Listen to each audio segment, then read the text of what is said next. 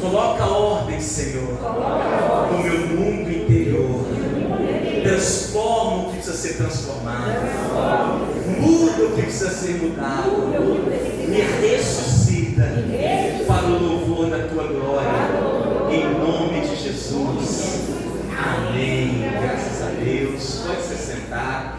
Por favor, coloca o seu celular no silencioso, modo avião, aí do jeito que você achar melhor.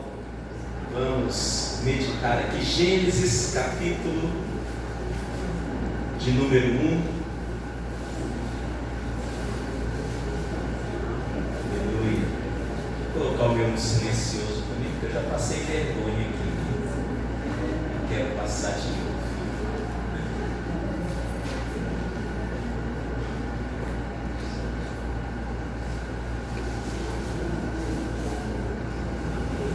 Gênesis capítulo 1, verso 1, verso 2 e verso 3. Se você tiver sua Bíblia, pode ler aí, senão acompanha no telão conosco. Diz assim: no princípio criou Deus os céus e a terra. O que Deus fez? Diga comigo: criou. Verso 2: e a terra era sem forma e vazia, e havia trevas sobre a face do abismo. Verso 3: e o Espírito de Deus se movia sobre a face das águas. O tema da mensagem hoje é do princípio ao fim. Ele é Deus. Diga comigo: do princípio ao fim. Ele é Deus.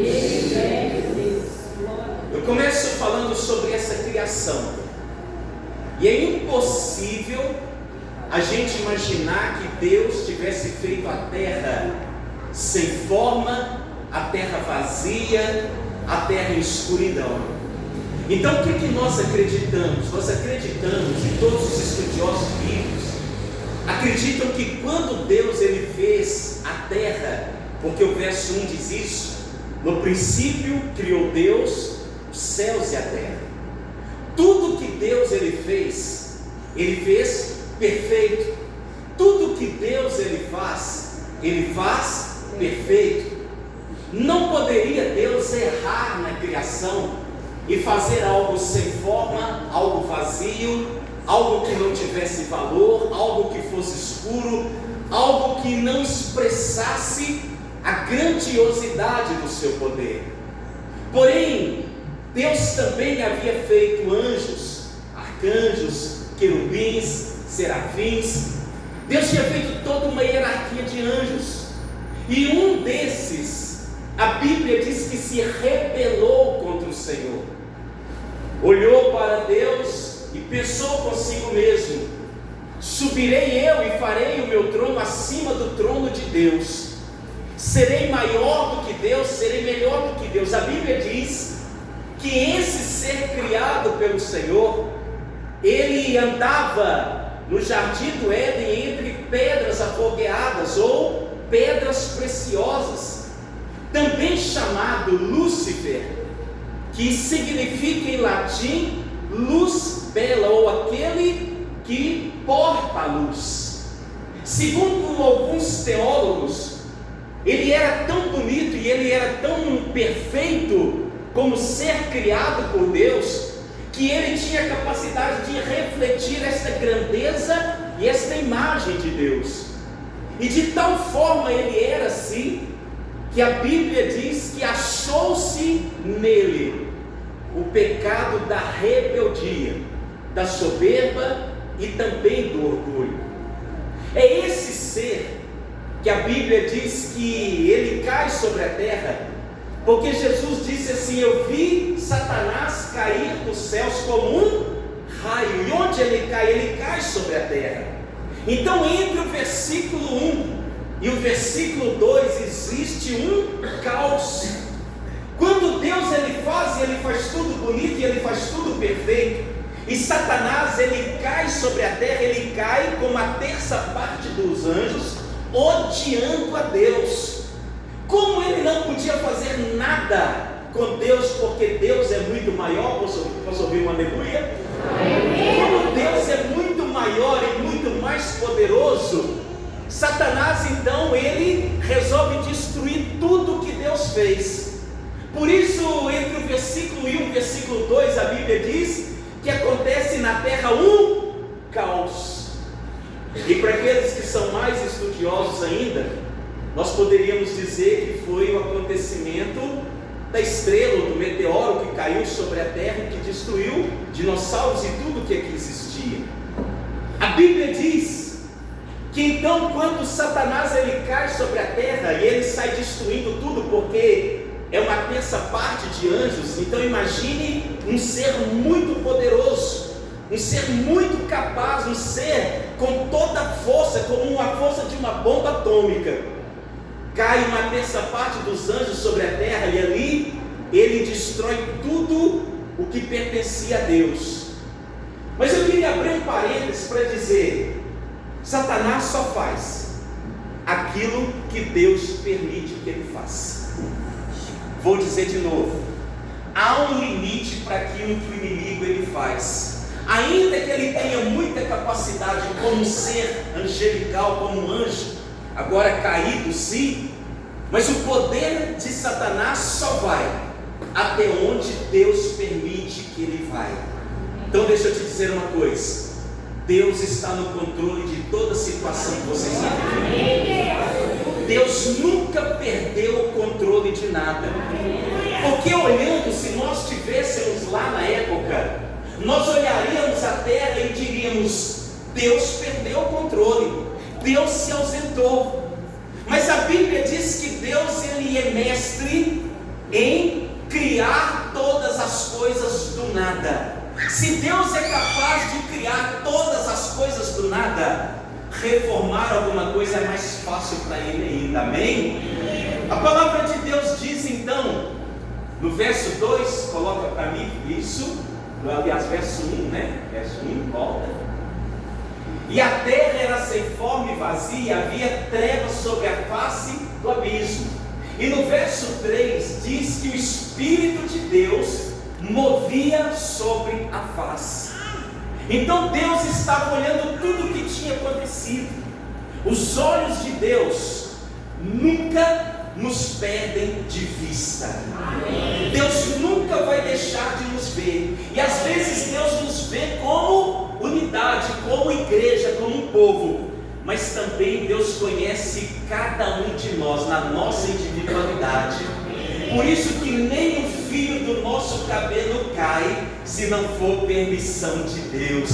E todos os nossos dias, diz a palavra, estão contados e escritos por Deus. Por isso eu quero declarar sobre a tua vida: o final teu não é de derrota, o teu final é final de vitória. Aleluia, glória a Deus. Capítulo 2 de Gênesis, verso de número 1, a Bíblia diz assim, capítulo 2, verso 1: assim os céus, a terra e todo o seu exército foram acabados. Porque quando Deus ele vê o caos sobre a terra, Deus então começa a colocar ordem no meio do caos. Deus olha e Deus diz: não está nada perdido, porque não há nada perdido para aquele que começou tudo do zero. Então Deus olha e diz: haja luz. E pelo poder da sua palavra, João capítulo de número 1, diz: todas as coisas foram criadas por Ele. E sem Ele quem? Diga comigo: Jesus. E sem Ele, nada do que foi feito existiria. Porque Jesus é a palavra viva de Deus. Então Deus diz: haja e ouve. Deus diz: aconteça e acontece. Porque há poder naquilo que Deus ele fala. A Bíblia diz que então Deus começa a criação de todas as coisas. Lembra que Deus criou céus e terra, e nessa criação de céus e terra Deus havia criado anjos, arcanjos, querubins, serafins, ou seja, todo ser angelical. E nós vimos que um deles se rebelou. esse que portava luz, porque Lúcifer significa portador de luz. Então ele portava luz, ele brilhava. Só que agora ele já não é luz bela, ele agora é o quê? Ele é o acusador. Então deixa eu te dizer uma coisa: Deus nunca vai te acusar de nada, porque Jesus disse: eu não vim para condenar, eu vim para salvar o pecador. Mas a Bíblia diz que Satanás significa acusador, aquele que nos acusa todos os dias dos nossos erros, aquele que todo dia diz para você: pecador, você não vale nada, você não presta para nada, não tem solução para a tua vida. Mas um Deus que está dizendo: dos teus pecados eu não me lembrarei nunca mais. Aleluia. A Bíblia diz que então Deus começa a pôr ordem no meio da bagunça. Satanás fez uma bagunça, mas Deus começa a colocar ordem em todas as coisas. E Deus não se preocupa com o tempo, porque Deus não está limitado ao tempo. Ele é o princípio e Ele é o fim. Ele é o alfa e Ele é o ômega. Nele está o querer e nele está o fazer. Ele é onisciente, sabe todas as coisas. Ele é onipresente, está em todos os lugares ao mesmo tempo. E Ele é onipotente, Ele pode todas as coisas. Aleluia. E Deus começa a criar todas as coisas. Primeiro dia, segundo dia, terceiro dia, quarto dia. E aí Deus resolve melhorar. Porque Deus nunca vai colocar ordem no caos, deixando da mesma forma que era antes. Deus sempre vai fazer algo novo. Vou dizer de novo: talvez a tua vida está uma bagunça, talvez a tua família está uma bagunça, talvez você olhe e diz: o meu mundo interior, a minha alma, meus sentimentos, minhas emoções, minha vida, está tudo desorganizado. Eu não sei qual será o meu fim, eu não sei o que será da minha vida, eu não sei o que eu estou fazendo aqui. Talvez você está olhando para você mesmo, ou para a sua casa, para a sua família, e achando que não tem jeito nenhum. Deixa eu te dizer uma coisa: Deus não só vai colocar ordem na tua casa, na tua vida, mas Ele vai fazer algo muito melhor.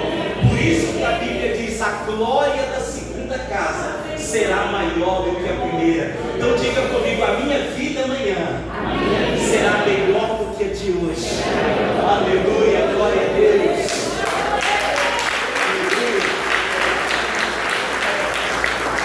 E Deus começa a ajeitar as coisas. E Deus vai fazendo, Deus vai fazendo, Deus vai fazendo. E Deus disse: Satanás é um ser criado. E Satanás odeia Deus e odeia a criação de Deus. Por isso ele destruiu tudo. Só que agora Deus faz tudo de novo. E eu fico imaginando Satanás olhando aquilo e vendo Deus reconstruir, refazer. E talvez Satanás pensando: vou destruir tudo de novo. Mas chega um dia que Deus surpreende. Você pode olhar para o teu irmão e dizer para ele: Deus vai te surpreender. Deus resolve fazer um boneco de barro. Faz o boneco e eu fico pensando, Satanás olhando aquilo: isso aqui não tinha antes. O sol tinha, a lua tinha, estrela tinha, água tinha, pedras preciosas tinha, árvores frutíferas tinha, tudo que ele fez tinha, mas esse boneco de barro não tinha. E o boneco está lá, e eu fico pensando que Satanás está olhando, e de repente Deus chega lá naquele boneco de barro, e Deus simplesmente diz: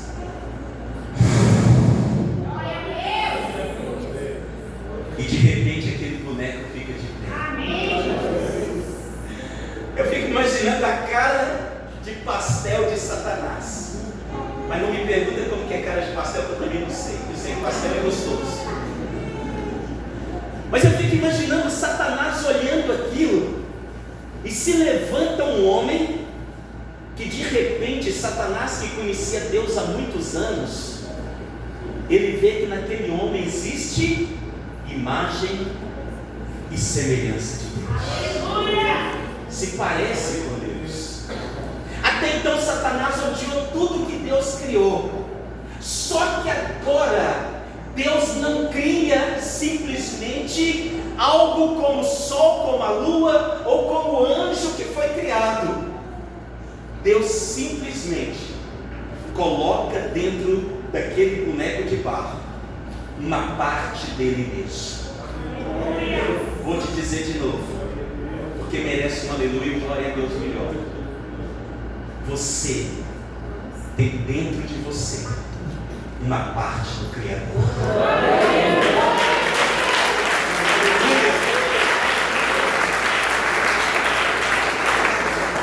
Bacana.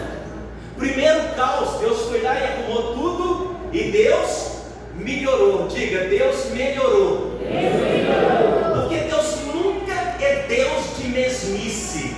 Deus sempre faz algo novo. Você acha que tudo que está acontecendo no mundo é porque Deus perdeu o controle? Não, querido. Eu sei que o meu Jesus, quando ele estava para ir aos céus, ele disse: eu vou para a casa de meu pai e eu vou para lá preparar uma morada para vocês. Sabe por que está demorando? Porque o que ele está fazendo é grande demais.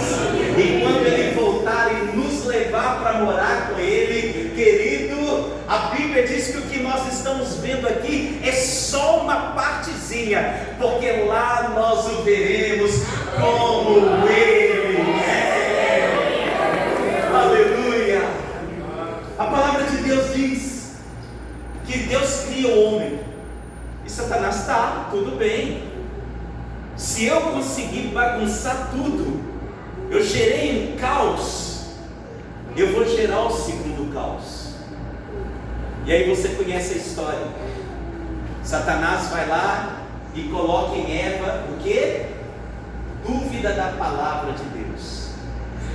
Um dos lemas do Brasil é independência ou morte. Adão e Eva, se eles tivessem gritado lá, eles gritaram outra coisa. Eles gritaram: independência é morte.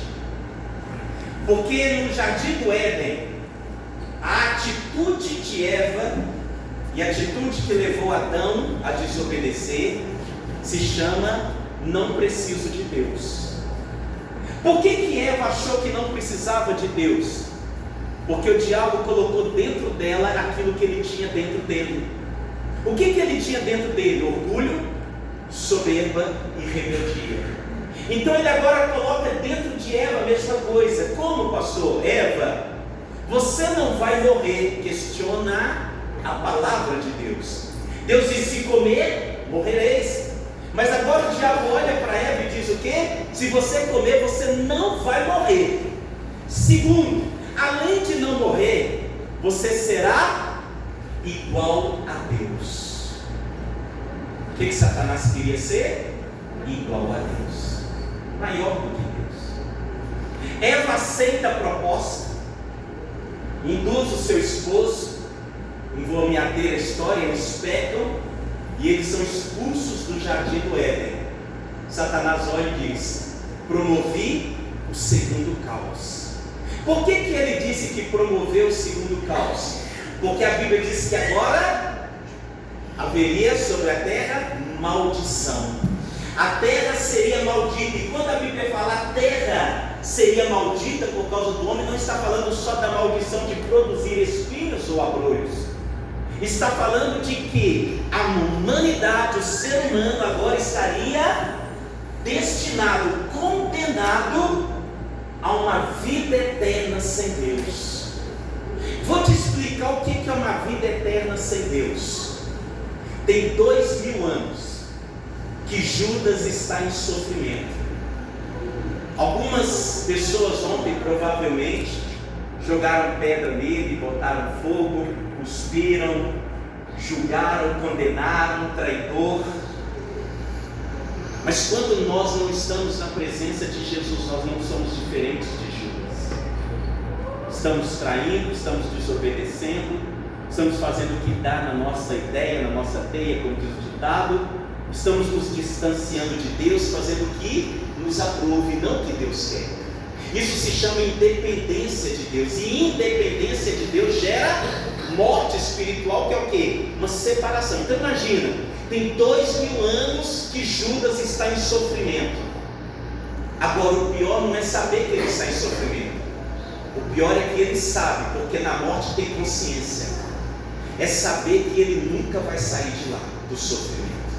Isso é uma eternidade sem Deus. Por isso que o Senhor, ele diz o que? Eis que eu coloco diante de vós a bênção e a maldição. A bênção se me obedecer, e a maldição se não me obedecer. Por isso que a Bíblia diz que o salário do pecado é a morte. Mas Jesus não pecou, mas eu pequei. Só que o meu pecado, a Bíblia diz que ele levou na cruz do Calvário. E daqui a pouco eu falo sobre isso. Porque o que acontece? Deus, ele olha e diz: eu vou colocar ordem novamente no caos, porque o homem promoveu todo um caos ao desobedecer a Deus. A terra se tornou maldita, a morte entra na família, porque Caim mata o seu irmão Abel, e depois da geração de Caim, um dos seus parentes olha e diz: eu matei um homem porque pisou no meu pé. Sabe, há toda uma consciência, toda uma maldição, a própria maldição das enfermidades, das doenças. Sabe, nós choramos tanto quando a gente perde alguém que a gente ama. Mas imagina Eva, que foi a primeira mãe a perder um filho. Sabe, a primeira pessoa a conhecer na íntegra o que é a morte. Como que ela foi entender aquilo? Qual foi o sofrimento daquela mulher? Por causa de um ato de desobediência, a maldição entrou na terra. E Deus está olhando aquilo, sabe por quê? Porque Deus nunca perdeu o controle de nada. Por isso que quando Adão e Eva, eles pecaram, e eles fizeram folhas, a Bíblia diz que tentaram se cobrir, fizeram folhas. Deus olhou e disse: Adão, onde você está? Eva, onde você está? Vocês conhecem a história? E eles disseram: porque estávamos nus, nós tivemos medo. Sabe qual que é o medo que nós temos? De nos aproximar de Deus. Porque quanto mais perto a gente chega da luz, mais a gente vê a nossa condição pecaminosa. Quanto mais eu me aproximo de Jesus, que é luz, mais eu enxergo os meus pecados. Por isso que Adão e Eva se esconderam. Sabe o que Deus disse? Deus disse assim: tira as folhagens. Por que Deus mandou eles tirar a folhagem? Porque recurso do homem não perdoa pecado. Recurso humano não salva ninguém. Recurso da própria natureza. Tudo que a gente fizer na terra, a gente pode doar, a gente pode ajudar, a gente pode acender vela, a gente pode subir escadaria, a gente pode carregar a cruz, e tudo que a gente fizer aqui na terra não vai resolver o nosso problema de pecado. Por isso que Deus, lá no jardim do Éden, ele pega o quê? Ele pega uma pele de cordeiro, porque João Batista olhou e disse: eis o Cordeiro de Deus que tira o pecado. O único que pode resolver o problema da humanidade não somos nós. Não é pastor, não é padre, não é bispo, não é rabino, não é placa de igreja católica, quadrangular, assembleia presbiteriana. Não é o que a gente faz, mas é o que ele fez na cruz do Calvário. Por isso que lá no jardim do Éden, antes do homem sair, Deus já providenciou para ele uma roupa. E eu quero te dizer, Deus tem uma roupa para colocar em você. E essa roupa não vem de você, essa roupa vem dele. É a roupa lavada pelo sangue do Cordeiro. Ali começa uma trajetória de escravidão, de miséria. E cada ano que passa, acho que todos nós aqui pensamos uma coisa com a pandemia: agora o ser humano vai melhorar. Melhorou? Não. Piorou. As religiões melhoraram? Não. A política melhorou? Não. Olha as guerras que estão acontecendo, sabe? É terrível. Olha o dinheiro gastado com guerra e o tanto de gente passando fome. Sabe por quê? Porque a nossa natureza humana é a natureza pecaminosa, é a natureza da desobediência, é a natureza da soberba, do orgulho, da presunção. A Bíblia diz que Deus vai passando os anos e Ele diz assim: cada profeta que se levanta, Deus dá uma promessa: eu vou resolver o problema do caos novamente. Passava anos, Deus dizia o quê? Eu vou resolver o problema. Homem nenhum resolveu, situação nenhuma resolveu, mas Jesus é o Cordeiro de Deus que a Bíblia diz foi morto desde a fundação do mundo. No dia que o homem pensou em pecar, Jesus já tinha se prontificado a morrer em nosso lugar. A Bíblia diz que vai passando e o caos vai se tornando pior. E aí Deus, ele faz Jesus nascer. Deus se torna homem, sabe por quê? Porque a Bíblia diz que Deus procurou entre os homens um que fosse perfeito, só um. E quando fala de homem não é do sexo, está falando de ser humano. Deus procurou na terra um ser humano que não tivesse pecado, está escrito, e não achou nenhum. Por isso Emanuel, Deus resolveu ser homem. Deus disse: só tem um homem que pode resolver o problema do homem. O primeiro Adão pecou, mas o segundo Adão, que é Jesus, vai resolver o problema do caos. Porque a terra está um caos. Quando Jesus vem, há uma queda moral. As pessoas estão vivendo em adultério. Como disse João, a mulher que você tem não é tua, é do teu irmão. É uma mulher que está em pecado, que tem 5 maridos e o que ela está vivendo não é dela. É a outra que foi pega em adultério. Há um caos de moral, há um caos de corpo físico, porque lepra, é fluxo de sangue, doenças e mais doenças. Há também uma questão física e espiritual. Por que há um problema espiritual, pastor? Porque os religiosos, que eram para conduzir o povo à presença de Deus, estavam fazendo o povo se perder no caminho do Senhor. Os religiosos, aqueles que guardavam, aqueles que entendiam a lei, estavam ordenando, mas eles mesmos não viviam o que eles pregavam. Então uma decadência religiosa, uma decadência moral, uma decadência espiritual, uma decadência física. Resumindo, Jesus, ele nasce e há um caos. Jesus olha e diz: eu vim resolver o problema. Mas Senhor, como que o Senhor vai resolver o problema? Vou ter que morrer no lugar de vocês. Pedro olha e disse o quê? Que isso? Não, de jeito nenhum, não te faça isso. Olha, se for o caso, eu morro com o Senhor. Pedro, para trás de mim, Satanás. Jesus chamou Pedro de Satanás, o amigão dele. Por quê? Porque Pedro estava sendo usado pelo diabo para quê? Para impedir Jesus de fazer aquilo que nós não podemos fazer. A palavra de Deus diz que há um caos em todas as áreas. E aí, resumindo a mensagem, porque eu não posso ficar aqui 2 horas. Resumindo a mensagem, Jesus, ele morre, que dia? Sexta-feira. Imagina o caos na sexta-feira. Eu costumo dizer que todos os demônios que caíram se concentraram naquele lugar na sexta-feira para matar Jesus.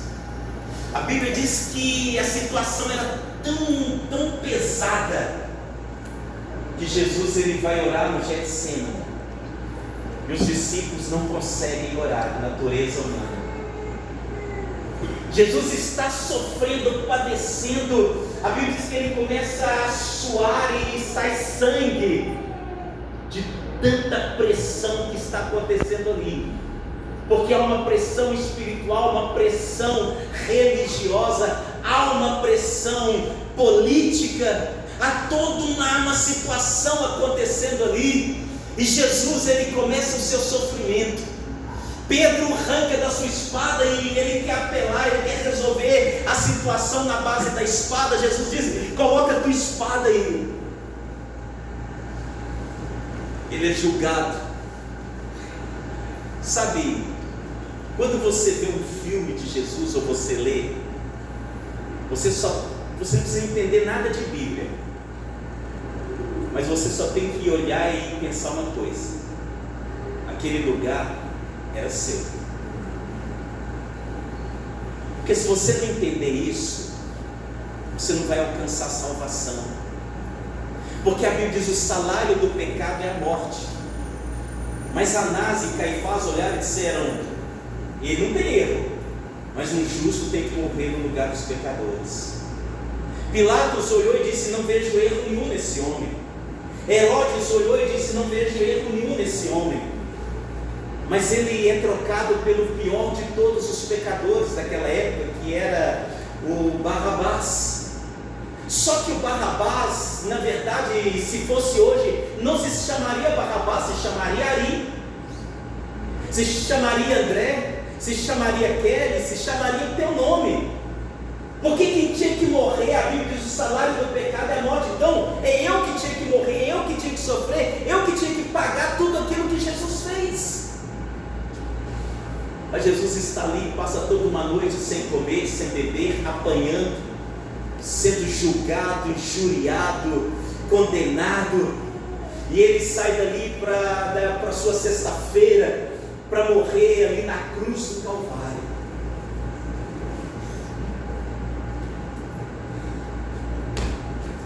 No meu lugar, no teu lugar, no nosso lugar,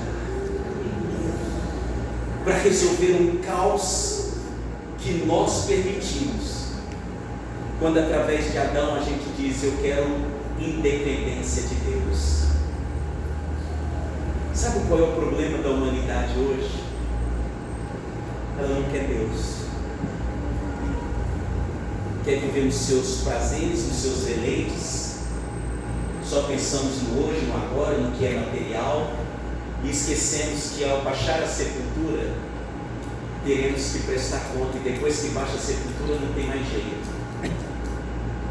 É o hoje e agora, é esse momento. A palavra de Deus diz que Jesus então ele morre. Sabe, uma sexta-feira de tumulto, uma sexta-feira de caos, literalmente um caos em Jerusalém, e ao redor de Jerusalém milhares e milhares de pessoas ali para a Páscoa, vendo uma crucificação, vendo alguém sofrendo, vendo alguém sendo pendurado numa cruz. 3 horas da tarde, 4 horas, eles vão matar Jesus. Mas deixa eu te falar uma coisa: ninguém pode matar aquele que é o autor da vida. Por isso que quando eles vão matar, e eles vão quebrar os ossos de Jesus para que ele pudesse morrer rápido, porque ele não podia ficar lá muito tempo, quando eles vão matar Jesus, Jesus já disse uma coisa: por mim e por você, Pai, está consumado. O que Jesus está dizendo? Ele está dizendo assim: a salvação da humanidade está concluída. Agora quem quiser ser salvo, vai ser salvo. Ah, mas como assim vai ser salvo?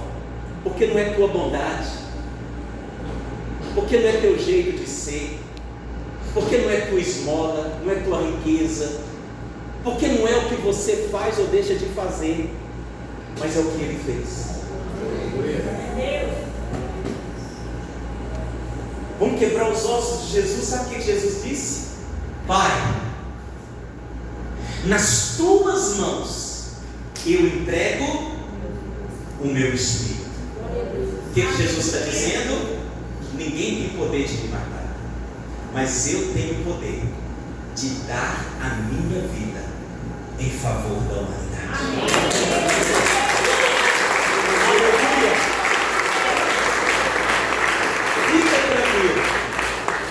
fica tranquilo que ninguém matou Jesus. Ele se deu, ele se entregou, ele se fez o sacrifício no nosso lugar. Jesus, ele morre e os discípulos ali vão e Satanás olha e sabe o que Satanás diz? Terceiro caos. Satanás olha e diz: Jesus veio, beleza, tudo direitinho, tentei matar quando ele era menino, tentei tirar ele dessa ideia de morrer, ofereci ele reino, ofereci ele tudo, mas eu matei Jesus. Mais um caos. Só que esse caos agora é o sábado, porque no sábado, pensa num povo triste, pensa num Pedro cabisbaixo porque traiu, pensa numa Maria, mãe de Jesus, porque o seu filho mais velho morreu, pensa nos irmãos de Jesus que custaram acreditar nele, e agora que acreditaram nele, Jesus está morto. Pensa naquela mulher que ele disse para ela: olha, os teus pecados estão perdoados, vai, não peques mais. Pensa naquele povo que Jesus curou, libertou, amou, salvou, fez uma grande obra, disse que era o Messias, que era o Senhor, que era o Salvador. Pensa na tristeza e na decepção desse povo no sábado. Então há um caos. Um caos, Jesus está morto, Jesus está enterrado. Discípulos tristes, desesperados, chateados, escondidos dentro de uma casa, sabe, todo mundo, que Páscoa, que sábado triste, que sábado de amargura, que sábado de depressão, que sábado. Só que deixa eu te falar uma coisa, o corpo de Jesus estava no sepulcro, mas o espírito dele não estava. Diga assim: onde estava, pastor? No inferno. Só que não é o inferno Geena, que é lugar de fogo do diabo, não. Porque muita gente pensa que Jesus desceu ao inferno. Não. Jesus desceu onde estavam os mortos. Ele desce onde estão os mortos. Para quê, pastor? Para se apresentar para todos aqueles que creem, porque eles não viram, mas creram. Eu fico imaginando Jesus chegando no inferno, lugar de mortos, e lá está Eva, que resolveu ser independente. Lá está o Adão, que desobedeceu. Jesus chega lá e eu fico imaginando que quando Jesus entra lá, uma grande luz iluminou aquele lugar. E quando Jesus entra lá e uma grande luz, alguém olha, e eu creio que Adão e Eva foram os primeiros, olharam e disseram: quem é o Senhor? E Jesus diz: eu sou o Cordeiro, que lá no jardim do Éden, o Pai tirou a minha terra para cobrir a nudez de vocês. Sabe, Jesus caminha mais um pouquinho, e Jesus encontra, sabe quem? Abraão.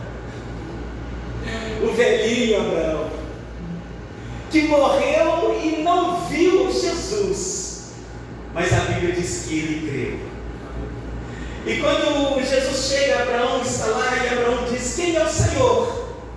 E eu fico imaginando Jesus olhando para Abraão e dizendo: Abraão, eu sou aquele cordeiro que Deus tirou Isaac, teu filho, para eu morrer no lugar dele.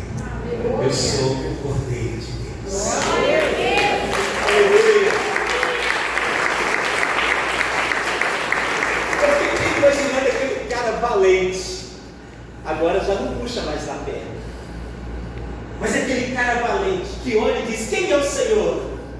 E Jesus olha para ele e diz: lembra lá no vale de Jaboque, quando você lutou com um anjo e você prevaleceu? Eu sou aquele anjo que veio te resgatar. Aleluia! Aleluia! Eu fico olhando Isaac, sabe por quê? Porque Isaac é um menino que poderia ter fugido mas deitou no lugar do sacrifício. Eu chamo ele de filho da obediência. Jesus olha e disse para Isaac: Isaac, eu sou aquele que o pai disse: este é o meu filho amado, e nele eu tenho prazer. Aleluia! Eu fico olhando aquela menina que saía colhendo espigas para poder sustentar a sogra, e que um homem se apaixonou por ela e disse: eu vou remir, ou seja, eu vou trazê-la para mim, ela será minha porque eu posso comprá-la. A Bíblia diz que isso se chama remissão ou remidor. Eu fico imaginando Ruth olhando e dizendo: quem é o Senhor? E Jesus disse: lá atrás aquele homem te remiu, mas aqui eu sou o remidor da tua alma, eu vim te salvar. Pastor, de onde que o Senhor está tirando isso? Eu estou tirando da palavra de Deus, porque eu fico pensando em Davi, e Davi olhando e dizendo: quem é o Senhor? E ele olhando e dizendo: Davi, eu sou o bom pastor do Salmo 23. Aleluia! A glória a Deus!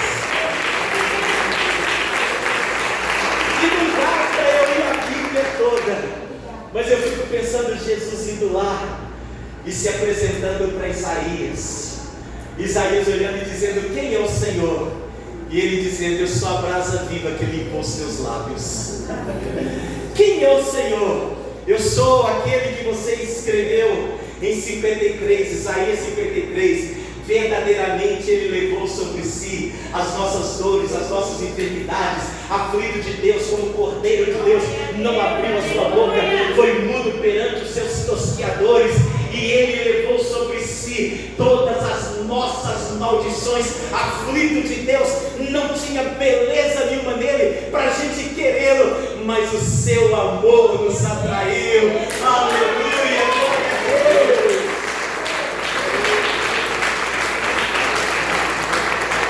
Fala assim: pastor, você está ficando doido. Fala aí, pastor, você está ficando doido. Não estou não, sabe por quê? Porque a Bíblia diz que no terceiro dia, no domingo pela manhã, tinha que ser mulher, né? As mulheres foram lá. Vamos embalsamar o corpo do Senhor. Ó, a tristeza nos olhos, lágrimas, vamos lá. Quando elas foram para lá, quem vai mover a pedra? A pedra é grande. Lá no sepulcro de Lázaro, alguém precisou tirar a pedra. Mas no sepulcro de Jesus ninguém precisa, porque Ele é muito maior do que qualquer pedra. A Bíblia até o chama de pedra de esquina, pedra principal. Quando elas chegam lá, a pedra está removida. Do lado de dentro está vazio, o túmulo está vazio. Mas tem uma coisa interessante lá.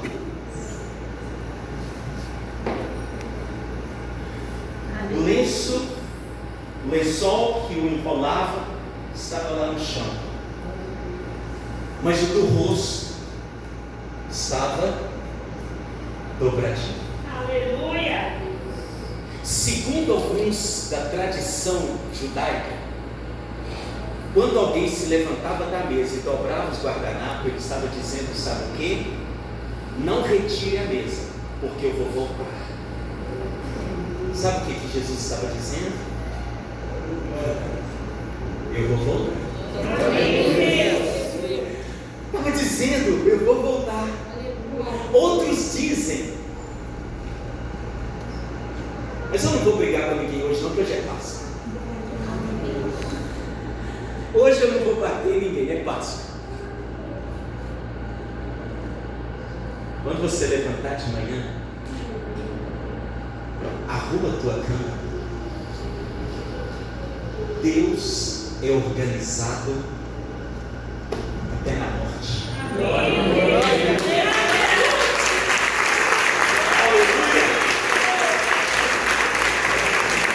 Jesus deixou tudo dobradinho, saiu.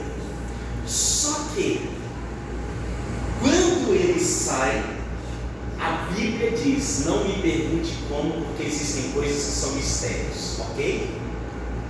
Mas a Bíblia diz que quando Jesus ressuscita, eles viram em Jerusalém profetas que também ressuscitaram. Aleluia. Por que isso, pastor? Porque é impossível estar perto de Jesus e não viver. Quando Jesus ele se levanta, quando ele ressuscita, ele faz o quê? Coloca ordem no caos. Maria corre. Pedro, Jesus não está lá. Pedro corre. João corre. Sabe por quê? Porque para Jesus ninguém tem que ser lento. Para Jesus você tem que correr. Amém, Deus. Para Jesus você tem que ter pressa.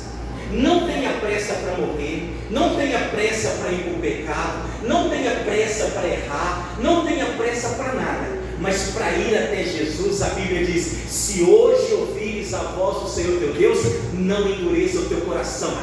Corre para Jesus. Pedro correu, João correu, entraram dentro do sepulcro, olharam, ele não está aqui. O anjo olhou e disse: quem é você? Ela disse: eu sou Maria e eu procuro o corpo do meu Senhor. Para onde vocês levaram?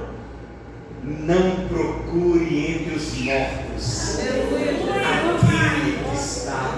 Glória a Deus.